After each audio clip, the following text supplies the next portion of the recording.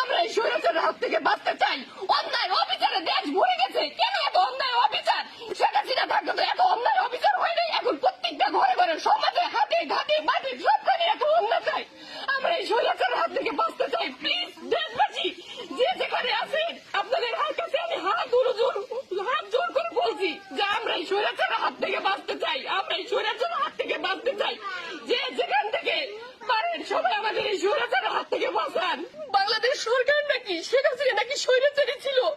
শেখ হাসিনাকে এই দেশ থেকে তাড়ানো হয়েছে। তার চাইতে বেশি স্বৈরাচার এই দেশে জন্ম হয়েছে। এখন ঘরে ঘরে স্বৈরাচারের জন্ম হয়েছে।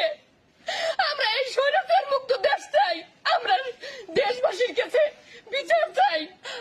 আমরা দেশের মানুষের কাছে বিচার চাই। আমরা এলাকাবাসীর কাছে আমরা বিচার চাই। কেন এত অন্যায়? কেন এত অবিচার? দেশে কি মানুষ থাকতে পারবে না? সাধারণ মানুষ কি দেশে থাকতে পারবে না?